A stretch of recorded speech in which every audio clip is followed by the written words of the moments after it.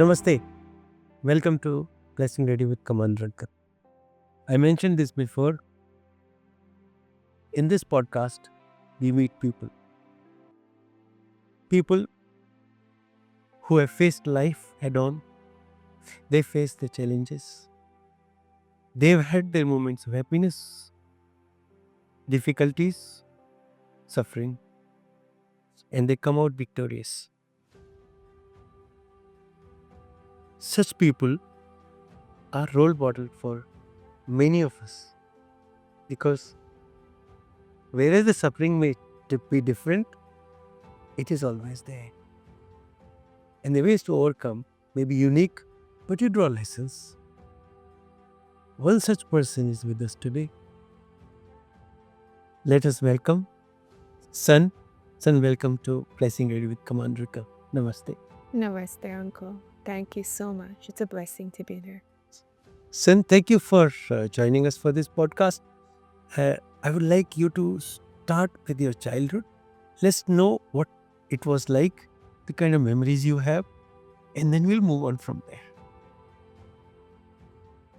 So my childhood was very different from a typical Persian girl. I cut my hair short and I was a tomboy and I was constantly out on the streets playing with the boys. Was never home. Very adventurous since childhood. A rebel, I have to say. Did what my heart guided me to do. It didn't make sense to me to be confined or to be told that I have to live life according to someone else's idea about a woman. Or it just, none of it made sense to me, nor did I give attention to it. And luckily, my parents were not the type to be religious or push me to stay indoor. They allowed me to go out and play. And so pretty much my whole childhood was just full of play. Play in the streets with the boys. I didn't have any girlfriends, maybe in school, but most of my friends were boys and I was part of them, one of them. So it was really fun. I just remember it to be a lot of fun. And we had our challenges, but it just didn't matter to me because I lived in a different world for myself. It created a lot of good memories for myself. I would just grab my bike right after school and I knew where the boys would be. They were always at one corner of the park and I would just join them and it was like freedom. I lived in freedom, even though it was a culture where a lot of my friends didn't have that, or my sister didn't have that experience. And I realized that was me, because my sister could have also done that, could have gotten out, but that was how the journey was created for me. So that was the starting point of the personality that evolved and that made you who you are today. Absolutely.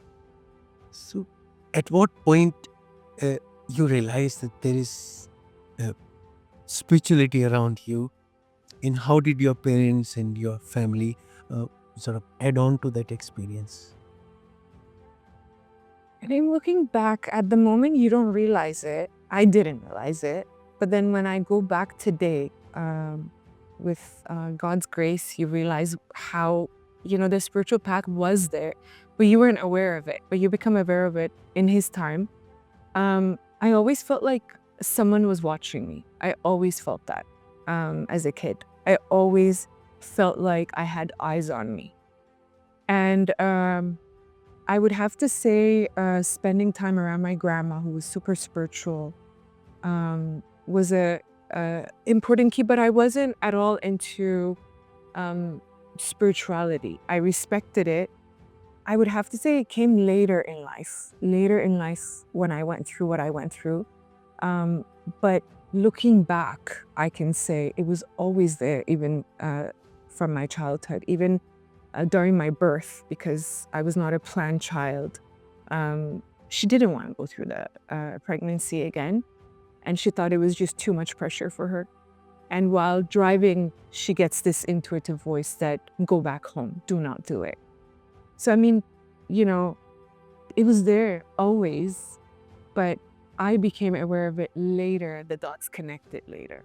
Son, this feeling of someone watching you, it was real, isn't it? Yes. And did you share this with your family?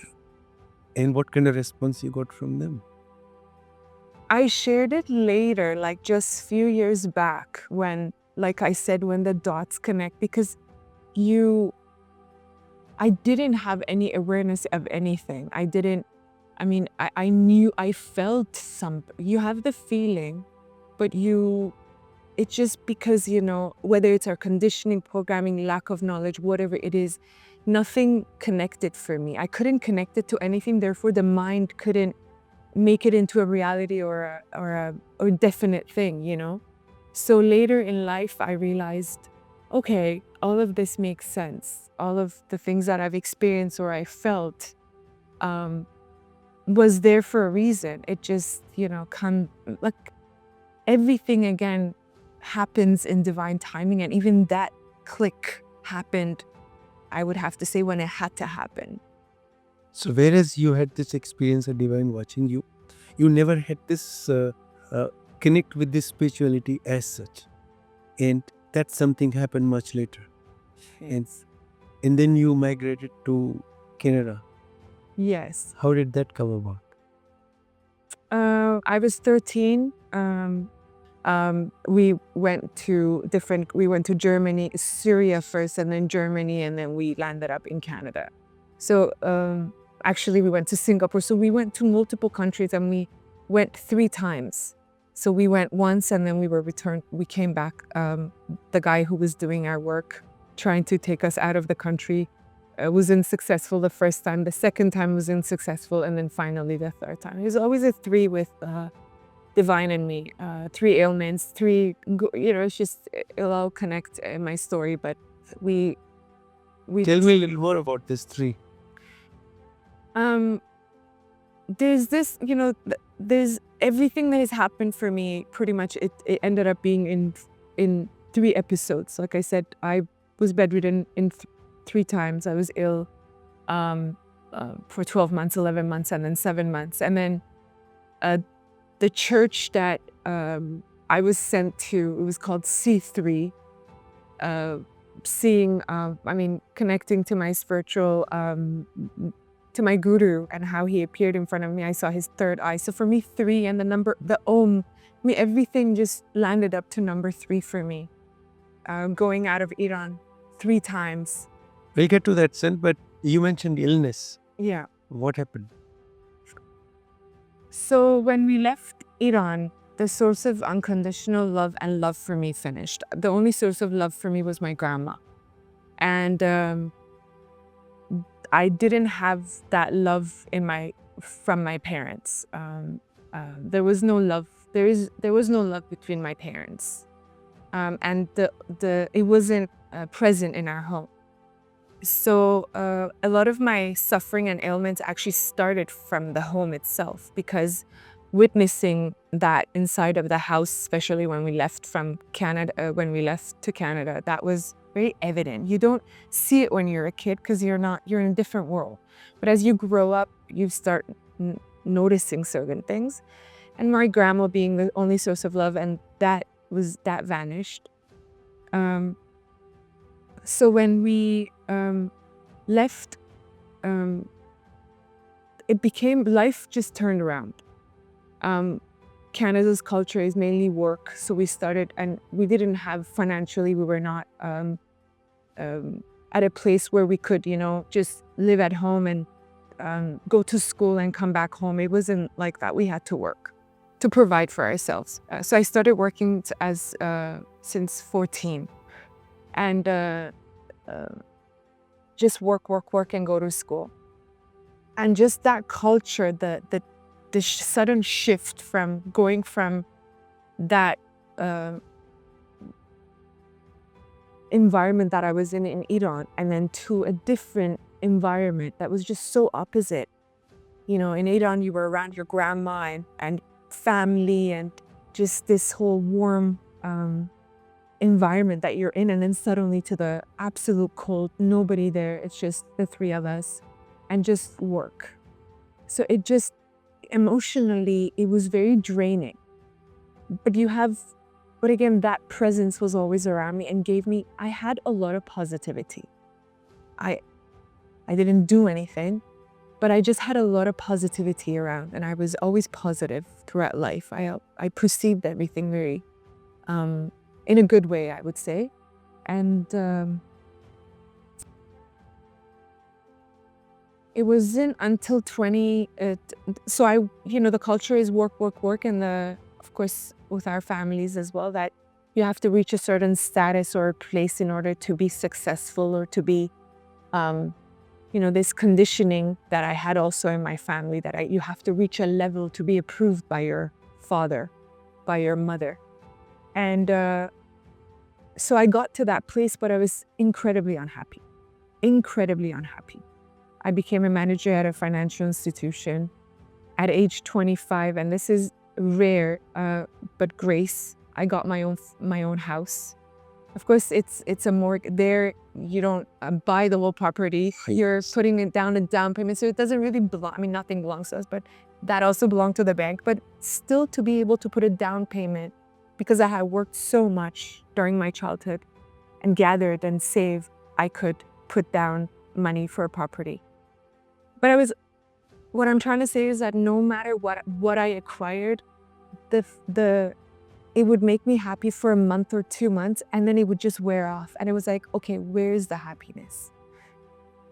So to sum it up, San, the unhappiness was like a culmination of quite a few factors getting together, away from your grandmother, who was the spiritual influence and like the person holding family together, then in a new environment, and missing all those great times you had back home, then working hard, struggling to cope up with the peer pressure and the desire to have the status, and essentially running around, absence of everything else made you kind of unhappy, and this unhappiness eventually manifested itself in a physical ailment.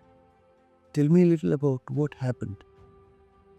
So Louise Hay, this author, spiritual author, says that blood issues are relevant to unhappiness. And I was, like I said, it's no coincidence that my ailment started with blood issues. And I was incredibly unhappy. And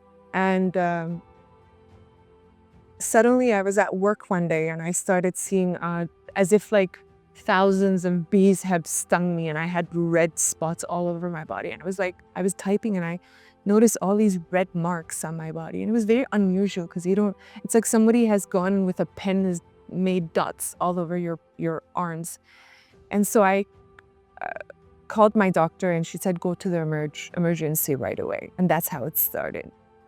I mean, and I remember that day so vividly. I went to get they did my blood work, and they said, your platelets is in a very, very dangerous state. I was sitting at 18,000. I mean, regular count is at 110,000 to 400,000. And they said, how are you functioning even? How are you, living like this? And I said, I don't know. I was fine till now. So then I realized that I was bruised. I had a lot of bruises all over my body that I hadn't noticed. And I wasn't a woman, like I said, I've always been more of a tomboy. I don't really spend much time. I'm learning to be more feminine in the last couple of years to live my role. But I didn't pay attention to these things. So after I realized I had a lot of bruises, and so that's how it started. They couldn't fix my platelets. No matter what they did, what drug they gave me, the platelets would come up and then drop significantly. So I was inside of hospitals every single day. And I mean, initially it started from 3 times a week or 4 times a week, and then I was in because the platelets were in a very dangerous state, and it even reached 8,000. So I was told that I shouldn't be, I should be taking care of myself and shouldn't be working. I had just made it to management. I had just made it in my head. And then God took that away. And, that was mentally more damaging, I would have to say, than the physical ailment. Mentally is more, I really believe. When they talk, I never even understood what mental ailment was, or, till you go through it. So that's how it started, and it lasted for 6 years, but it happened in 3 episodes. So I got so ill, and they couldn't cure it. And then other ailments started, coming in the body. Severe insomnia, constipation. I had severe hair fall. I mean, everything just started going. Everything that could go wrong It started happening. started happening. And I was bedridden for 12 months. I healed. And that too is a blessing of its own, because they said that there's a drug that they can only get from the US. And it's not, because they had tried everything that they could in Canada and nothing was working. So they said there's a drug in the US called rituximab. We can get that drug, but guess what? It's $20,000 USD. Really? Yes. And of course, just like any family, my parents said, let's do whatever we can to save our daughter. And so we applied to get that drug, preparing ourselves to gather that money. And 20,000 converted to Canadian, it's about, I think back then it was around 34,000. I don't know how much it was. It would be 35,000 Canadian. I don't remember exactly. So then suddenly we're sitting in, that's the first divine intervention during the episode that happened, that this nurse suddenly came out of the blue, and we don't know how and where, His Grace, and came and said, look, this company that sends the drug, they have a relief program. We're like, what's the relief program? You could apply and they may give you the drug for free. Okay, so we applied and we got the drug for free. $20,000 drug came to me, and I had to go to the hospitals and had to sit for 7 hours and had this, drug go in my body. And it was in 5 episodes, and I healed. But then again, it hit again. It came back. You think it's all done and you're just so grateful for life, but I wasn't really grateful for life. I realized today that that ailment, however it was designed, was so necessary for my journey. So necessary. And it came back, and that's when I went to Tehran, Iran for treatments, because I actually went to Germany as well, because Canada couldn't do anything. And there was no point of getting that drug rituximab again. So went to Iran, went to Germany, the best of the best doctors in Iran. None of them could do anything. They couldn't even understand why this was happening, diagnose it really. And now during the second episode, it became so bad that I started going to mental institutions. I was suicidal. I actually did everything that I could to exit life. And I was one of those people that I judged people who committed suicide. And that was, again, grace to teach me to never judge, because it's not that people want to give up their life. They want to give up their suffering. They don't want to suffer. Everybody loves to live, but they don't want to go through that suffering. So all the elements, everything just changed my perception, and the inner world changed through it all. Understanding came, compassion came. So, if I was very egoistic, not in a sense that I'm better than people, but there was judgment, a lot of misunderstanding, a lot of just people shouldn't do this, shouldn't do that. It was just a lot of judgment, like I said. But through it all, compassion came, understanding came. So the disease came back again. It came back again, and I came back. I went to Iran. A lot of mystical episodes happened during that second episode. So my spiritual journey, I think I would have to say that I became aware of happened during the second episode. I saw dreams that became a reality later. The house that I stayed in Tehran, I had seen a dream of it back in Canada. Went to Tehran. This was a house that I had not been in. a friend of mine gave me his house to me because I didn't want to be with my family. I didn't want my cousins and my aunts to see me in that state. I just wanted to be alone. I wanted to be left alone, see the doctors and come back. So this house that I went to in Tehran, I had seen a dream of it when I was in Canada. So like I said, a lot of mystical dreams. I saw a lot of white light in this house. A lot of divine presence in that house. When I came back to Canada, I was in such darkness that you can't really explain with words. And as a woman, just your appearance also, I had lost most of my hair. It was just something you never imagined to go through. And I remember I had gone into a mental institution. I was rushed to a mental institution that morning because I was very suicidal. And once I returned back from the mental institution, I was sitting in my bed in my room. It was about 3, 4 in the morning, and I was howling, just looking at the sky.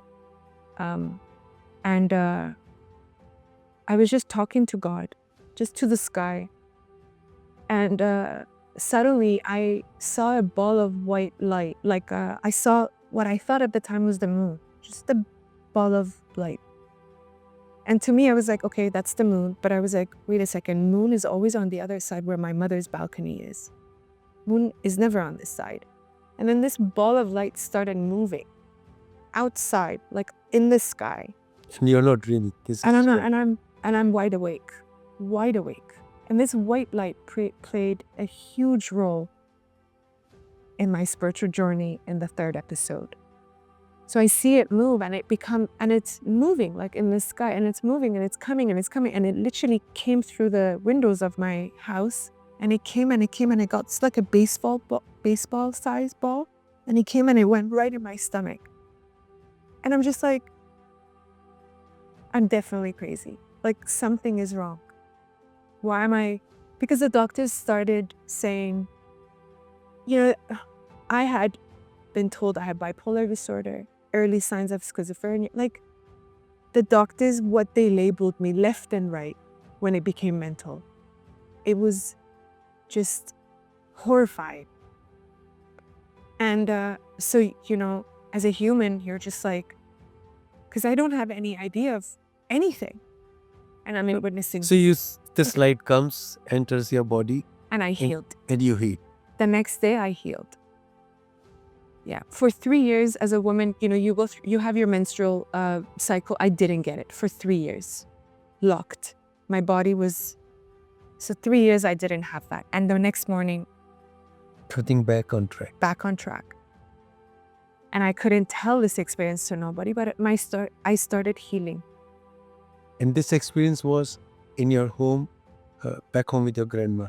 No, this experience was in Canada. In Canada? Yeah. This was in 2017. Or yes, 2016, 2017 that happened. And then the ailment, so 2015, 2016, that was December. And then the ailment hit again, the third time. Oh my. The third time when it hit, I started preparing my family for goodbye. I said to them, like I said, I was a very bold, very upfront, a rebellious, I was very honest as a child. I spoke whatever my heart guided me. And I told my family, look, there is no reason for me to live like this. I am suffering.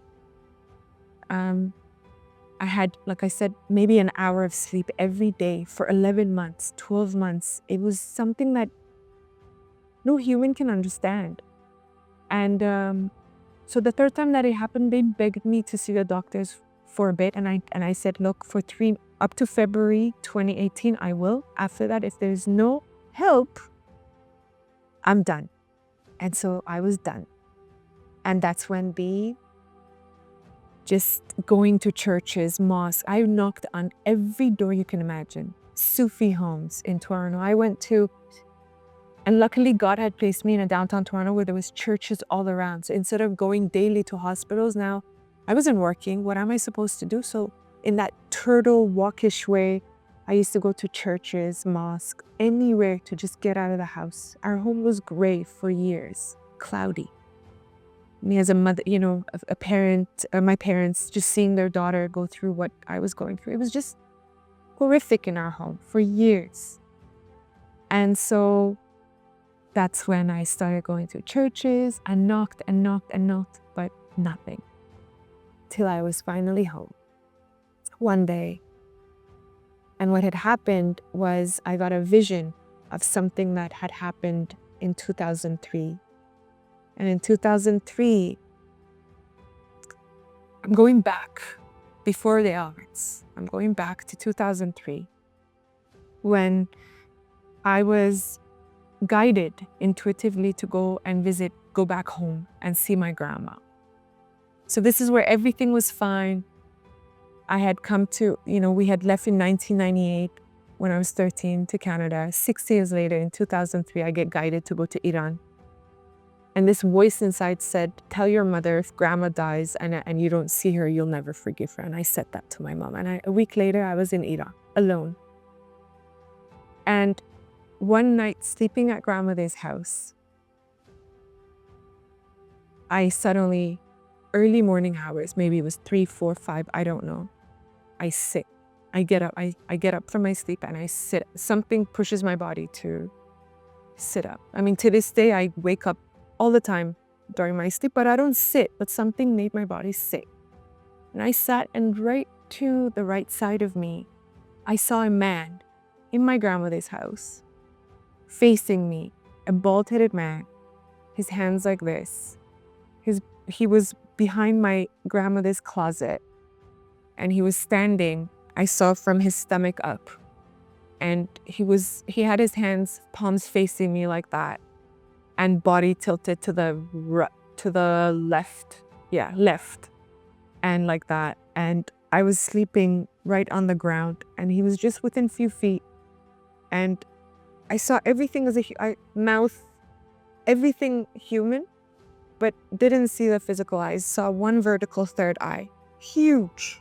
Just one eye. Just one eye. Just one eye. And that for me was, what am I seeing? Like what? And your mind, wants to put you into that ease right away, find a conclusion to everything.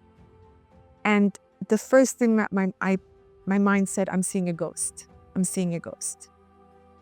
And so I was blessed to have a good look, but it was so powerful, the eye, that I couldn't see it more than 5 seconds, I would say, or maybe it was 10 seconds, I don't know. And I just went back and I covered myself, and I just, started like Shivering. just saying this mantra that I knew in the Islamic, Allahumma salli ala Muhammad wa ala Muhammad. It means Allah, like you're calling on Allah. It's a mantra. And my grandma has taught me. And this is the only thing I know. It's like cry for help. Like, no, just God be with me, sort of. Please God be with me. It's a mantra in the Islamic culture. Okay. And so I kept saying that and saying that. And something had, I couldn't speak. I couldn't speak. I couldn't call out to anyone. I couldn't. I was just shut. And I just kept saying that mantra. And then it felt like eons later, but I heard grandma wake up. And the moment I heard movement in her room, I was like, okay, it's safe. And I just ran to her, like without even looking to my right. Because, hey, there's a ghost in the house. And I just ran to her and I was like, there's a man in your house. There's a ghost in your house. And I was like trying to say, there's one eye, like there's a bald-headed man. There's a man in your house. And she just hugged me and put her hands, she's so calm, and put her hands around me and hugged me. And she said, he's always around you. He's always around him. So perhaps this was the person whom you felt as following you all along in your childhood, and you finally get to see.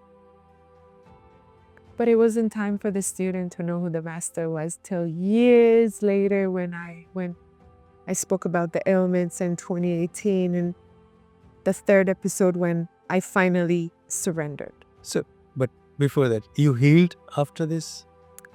I healed after I realized I healed after I realized who was coming to my life. That was later on when the dots connected. I hadn't healed Till that. till then, yeah. And in 2003, everything was fine in my body. The ailment started in 2018. So he gave me a vision of his presence. You know, if you've read Autobiography of Yogi, like Paramahansa Yogananda had visions of his guru earlier in life, but then later that the guru came in that market and he said, "Oh, my own, you have finally come back to me, how I've been looking for you." I mean, so the master appears when the student ready, and why I had to go through those years, and finally for him to choose 2018 to come. Before you proceed further, I'm like tempted to conclude something here, or maybe just add to what you're saying. You see, this whole process of suffering eventually leading you to a point where you are now ready to receive the divine blessing. So sometimes this process of suffering is what you need to be blessing ready. The title of this podcast is Blessing Ready. And the reason it is because the divine is always there, always blessing you, but you're not in a position to receive it for a variety of reasons. And you really need to get prepared to receive those blessings. Just like the sun shines and you must stand out in the open without clouds so that you receive sunlight. Ditto for blessings. And looking at your story now, I feel that all that you went through was like a preparation for you to get to that level of readiness where you eventually became. Please go ahead. Absolutely. You said it perfectly. It was a beautiful preparation, which at the time you don't realize. And then later you realize how necessary, like I said, it was for your journey. One of those things was that I had to let go of the resentment and the anger that I had towards my father. The moment I forgave, then my guru came in my life. So what happened was, it could be a lot of other things, this preparation episode, the judgments that I had. When you're in bed, when you're bedridden and you have nothing to do, and what happened was all the things that I had done, all the harm, all the hurt, even unintentionally that I had done to other people, it was coming to me.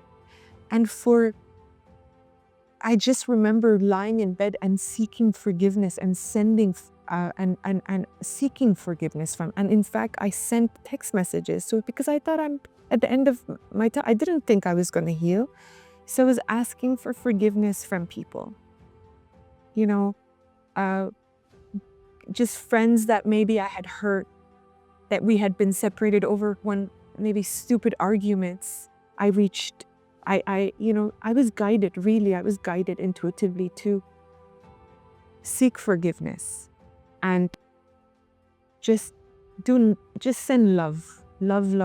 This kept coming to me. And the final thing that happened was that I had to forgive my father. I remember that. And in fact, it was an hour before. Remember I said I had a vision of my guru suddenly came to me. An hour before, or 2 hours before, I was sitting in my room. It was June 2018. It was like almost 7 months during the last episode that I was bedridden. After I had knocked on churches, mosques that I told you. And I remember I was sitting, I had gone out to seek help. And God was teaching me, it's all in. You always think you have to go out to places to find God. But in fact, he was teaching me, it is nowhere but he's everywhere and in. And I was sitting in my room and this thought came that I want to let go of this hate and resentment that I hold for my father. And what God told me, the teaching was that if you have this dark vibration and energy within, then that light can't, the space is occupied. Imagine if we have a cup and there's something in there, you can't pour. So he was guiding me that first we gotta cleanse this space, then I can fill it with my presence. This was coming to me, that you have to forgive. Son, this is very important message coming from you. So physical ailment are the result of what you hold inside. All the negativity, all the hate, anger, grudges. Then you start seeking forgiveness and start forgiving others, because it doesn't matter if just seek forgiveness. You have to let go. And I think the day you let go, and if this happened because of the ailments you're facing, so be it. But eventually, that is what healed you. Yeah, when, and I want to say something, Uncle G, that I didn't know how to forgive. Like, I had tried everything to help myself forgive my father, but nothing was working. And that's when I sought his help. Okay. And then I learned the power of prayer. Prayer can cure anything. And that's when I sent a prayer to God. And, I realized that learning for me throughout my journey has been, I was very, like I said, I was very authentic and bold as a kid. But my culture, my family always told me that I have to be different. But God was teaching me to be myself. And the moment I learned to be authentic, I really believe spirituality is being authentic, and the moment I learned to be me, and what was me, that I would just have a straight talk with God. Like, look, buddy, I can't forgive my dad. I need your help. Okay. There was no more of this, I gotta do this, I gotta do that in order for God to, because we go through these conditionings as well in my culture, in Iran, that is a certain way you have to talk to God. And no, he's telling me, be you with me. Just be you, the way you are. And I just had a straight talk with God. And it was like, I cannot forgive this man. You help me. So I learned, yes, you have to help yourself, but there are times that you really have done everything that you could. And that's where you have to really, I learned that that's how powerful prayer is. And when you're truly honest with God and genuine, then, he knows you better than yourself. And he knows, okay, her intention is to really let go of this. And I sent the prayer. And I was sitting in my room and my laptop was across in the other side of the room. And my laptop started playing on its own. Like 10 minutes after I sent that prayer. I don't know exactly what time, but it started playing and on its own. There was no one there clicking on anything. And a YouTube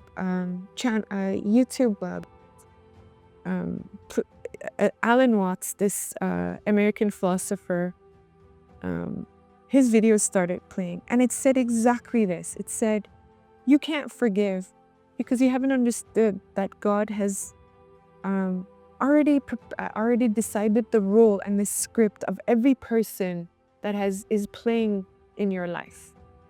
So basically, if you go to a movie, so he was saying, you're struggling with forgiveness. What better way of God talking to me and blessing me in that moment when I had just asked to teach me how to forgive?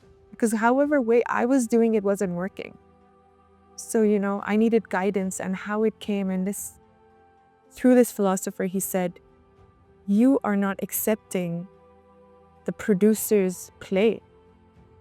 So whoever is in your life that you can't forgive, the script and the role has already been decided. So your problem is not with that person. Your problem is with him.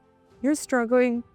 It's like, and he said so beautifully, as if you go to a movie theater and you watch a movie and you come out of the movie and say, why did this actor play his part? Like, let me write to the producer and the writer, why did this happen? He should have said something else. And he said it so perfectly that, God knows exactly how to talk to each of his children, to inject that. But I also had to, the teaching was that I had to be receptive of that. And so it's like all of that anger vanished. And then I had a vision, literally, an hour later or sometime later, I had a vision of my guru, as if my body was taken back to 2003. I was transported. And I saw him right in front of me, that bald-headed man with the third eye. And I heard, "Pray to me." And the next thing that I said was, "You're the only supernatural being I've seen. And I'm not crazy. My grandma confirmed." Because I was in mental institutions. So, everything was designed perfectly. So there's no doubt in me that I'm not making, this is not hallucination. This is not imagination. This is real. So I said, "You're the only supernatural being I've seen. You help me." And my life literally turned. 1st of July, I go to a church called C3 Church. Inside that church, on the way to the church, I was howling and crying in the church. I mean, it became one-on-one so evidently in that once July hit, July 1st was Canada Day. That happened on July. No coincidence, July. And I'm in the church, and the girl who was playing the worship music, singing for Christ, stopped the music and said, "Someone on the way to church was crying and running, and God wants you to know this suffering is over and land of grace is near." Wow. I was crying, I was running. But you don't believe that, you go through so much, so many years. I didn't believe it, but I sent a prayer again. Again and again, he taught me to make a direct connection. To connect, no matter what. Be in that remembrance. Be in that remembrance. Be with him. It's not bound to, this ritual or this or how you have to, this you have to do or that you have to do. It's like, just be genuinely in remembrance of him and be in communication internally with him. And that will lead the way. And I sent a prayer and I said, "If you're Jesus, I'll convert. Just don't give me this 15 minutes of connectivity. I need you for good. Like, don't give me this piece of candy. I need the whole cake." And then I came out of the church. I'm walking back home. And then my feet stopped. Literally, I couldn't, someone had come and grabbed my ankles and I couldn't move. It was stuck. And I get guided, go to this bookstore. And it's a bookstore that's called BMV. And they sell secondhand and new books in Toronto downtown. And this year only, the dots connect. When it's time, this year only someone reached out and said, BMV means Brahma, Mahesh, Vishnu. I mean, okay, beautiful, nice play. And then I was led to go in the bookstore. I spent a good 45 minutes going through this spiritual, very small section. And remember the white light that I said I had seen?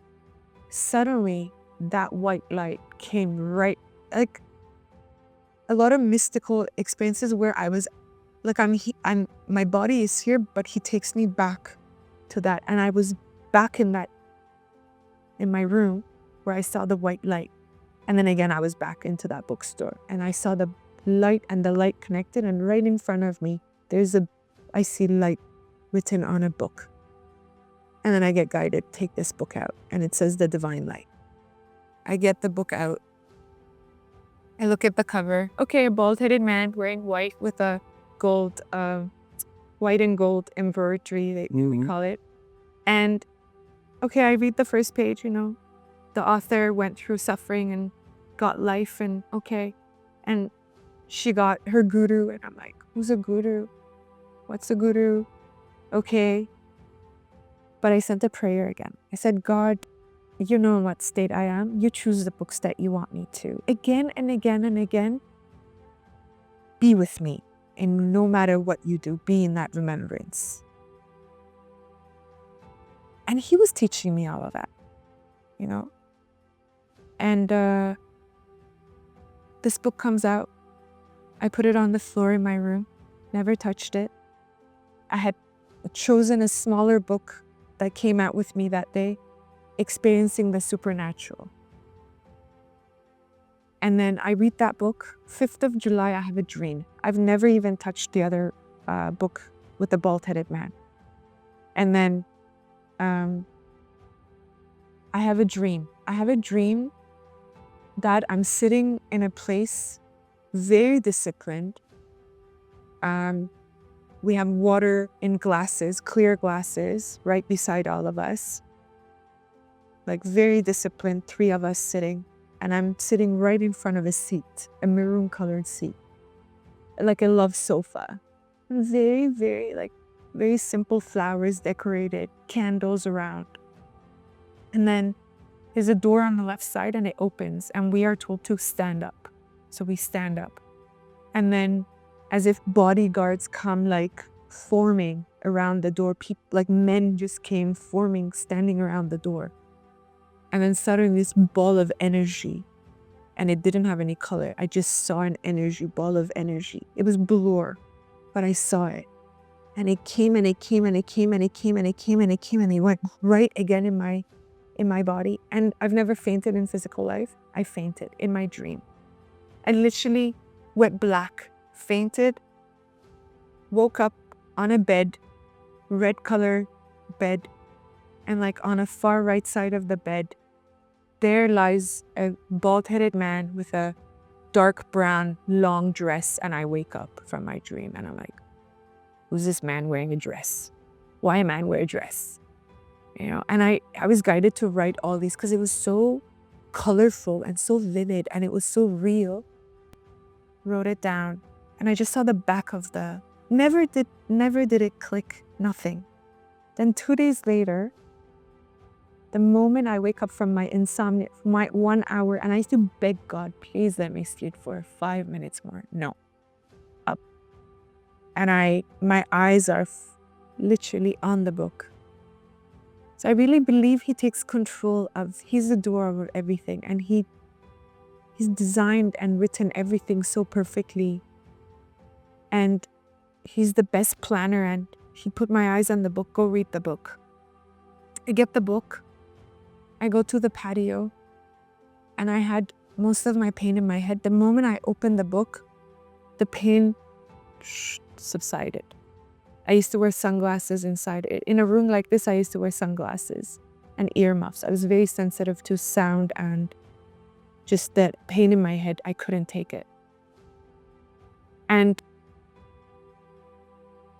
I took the glasses off. It's like something is weird. And then I'm reading the book and it says about the guru that was written, Guruji Maharaj is Lord Shiva. And then he tells me, Google Lord Shiva. So I Google Lord Shiva, and then that's the first time that I see the third eye, the vertical eye on the statue. And I'm like, the third eye. I just prayed to the being just a week back, end of June, I had that vision, prayed to me, and I said that third eye. And then he says, look at the cover of the photo. I'm the bald man that I came to your grandmother's house. And I go to the cover and I'm like, Oh my God. that's the man. That's the man. That's the man my grandma said. That's the man that I saw at her house. And then I said, you are my life. You are my God. Just let me know this is you. I need something special. And I really believe he gives this thought. And I said those words. And the next line that I read was Guruji Maharaj's special day is July 7th, his birthday. And he says, look at your phone. Today is my birthday. I mean, the whole world was all the Sangat in the world was celebrating his birthday, probably in satsangs or Baramandir. And here I was sitting in a patio with a book. And this book is not a book. It's just my guru in a different form. It's God for me. It's my Bible. It's everything. And it's Sachkhand. He later told me it's Sachkhand. It manifested in that book. So because I was there for an hour and this book was not there. Till I finally had that, when he took me out, the white light, and then I came back, that's when it manifested. I mean, anything is possible. When I was going to that church, the C3, on my way before all of this, it's a girl with a tattoo said anything is possible in Persian, mumkin. It was Arabic, but that mumkin I could read. It's a Persian alphabet. So he's guided me, anything is possible with me. But you have to go through that preparation. You have to go through the learnings. Otherwise, I wouldn't have learned to forgive. Otherwise, I wouldn't have learned that only God can judge. That, that He can only come in if there's no ego. If there's ego, then there's no space for divinity to come. Sin, what a absorbing narration of what you went through. Let me tell you, there must be so many people around who would be going through in some form or the other what you have gone through. So if you had one message for them, what would it be? The real mender is within. And it's so easy to say this, but the real mender is within. Go within and be you. No rituals, no programs, no do this, do that. Just be absolutely genuine and be you with God. But being you doesn't mean, oh, I'm this way and God has to accept. No, you have to be godly in order for God to take space and to manifest, God is in all of us. But if ego and that, the negative, he was teaching me, if negative vibrations exist, so the lesson is, how do I become that positive, pure vibration so I could in the outer world also, because divinity is within and you're experiencing within, then you can experience that same vibration outside, and you can see in everything and everyone, and what you'll experience satsangs, and I don't like to call miracles, but miracles. So the lesson is to ask yourself, what negative habits, what negative vibrations, what negative beliefs, thoughts am I attached to? And make a direct connection. Don't connect to anyone. Just genuinely go and seek. Sen, I'd like to summarize and correct me if I'm wrong. What I understand from this beautiful narration of your life story is that all this negativity in the mind eventually will manifest in physical ailments. And unless that negativity goes away, it won't go away. So the single most important thing is to let go, forgive, and seek forgiveness. That is number one. Second thing I learned is that suffering is a stepping stone towards that process of cleansing yourself internally. And third is that the God that we are looking around is inside you, not anywhere else. And once you connect internally, it will automatically manifest in the external world. And finally, whereas you may be seeking God in your own way, that divine is seeking you in his own way, and he's just waiting for you to get ready. As soon as your blessing ready, it may take a day, a year, a lifetime, or many lifetimes. It will happen. And you're fortunate it happened in this lifetime. So it's been pleasure listening to you, and I'm sure we're not done yet, but there'll be another opportunity where we get to talk so much more with you. Thank you so much. Namaste. Thank you. Entire team of Blessing Ready is proud to be associated with Anything Will Do, a non-profit organization working towards humanity. If you would like to be associated with Anything Will Do, please follow the link given in the description below.